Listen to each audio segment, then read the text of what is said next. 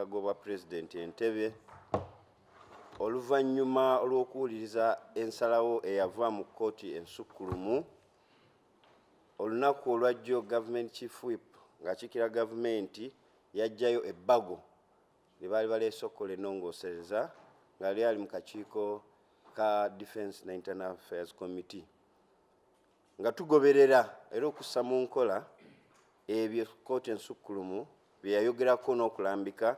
Tusazeewo bino wammanga nti omusirikale yenna aneeyisanga obubi ng'ali mu ofiisi n'akola omusango gwonna nga gwetaaga okukwasisa empisa ajja kuba awozesebwa mu kkooti y'amagye. Omuntu yenna nga si munnamagye ng'alina ekintu kyonna ekyokulwanyisa nga yakifuna mu bukyamu mu bumenyi bw'amateeka n'akikozesa mu bumenyi bw'amateeka naye ajja kuba awozesebwa mu kkooti ey'amagye. Ebyo bitukkirizaganyizzaako naye nga bataddewo enkizo nti wajja kubangawo okwekubirira enduulu yenna anaaba tamitidde mu kkooti y'amagye ng'asobola okwekubirira enduulu mu kkooti zaffe zino eza bulijjo.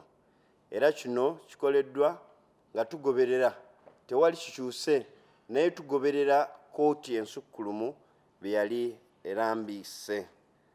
Olunaku olwo bwe tuvudde awo ne tuteesa ku ngeri y'okusosowazaamu nga tutemaatema ensimbi ku ezo ensonga ezikwata ku bannayuganda kukulankulana.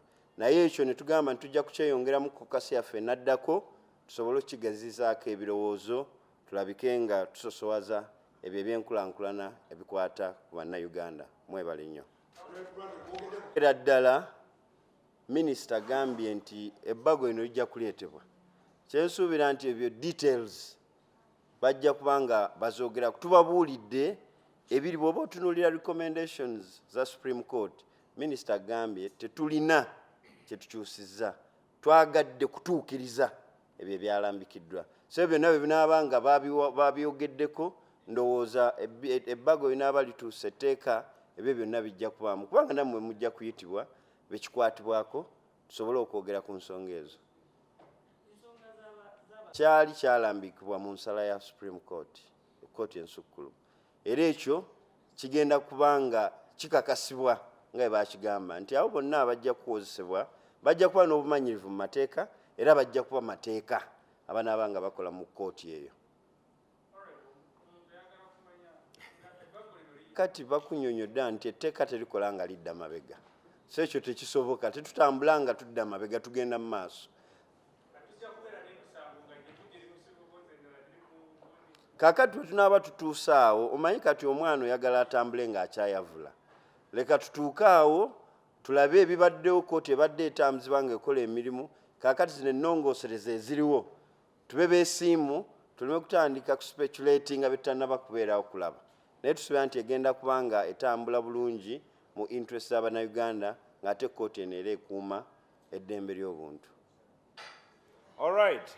May we teeka okubeera n'amatu kati kubanga ekiriwo ku ddiiro oba mu ddiiro nti Dr. Kizza Besigye yabadde ensonga naye tetumumanyi ku mateeka nga tukola amateeka gonna teyeetaaga okubeera n'amaaso.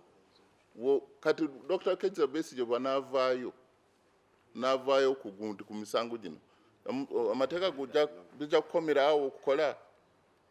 Kati temugamba ku ebyo. Kati Dr. Kizza Besigye mugende ku wa DPP mugende ku civil courts and criminal courts mufune amawulire amapya yabadde eri nakawa.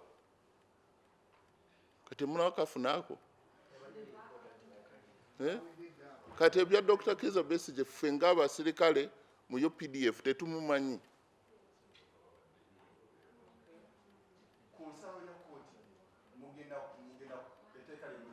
Era kyova twaleeseyo musango twaleeseyo ki amendments ku UPDF Act.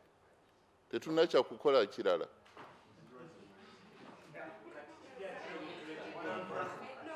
Okay, we can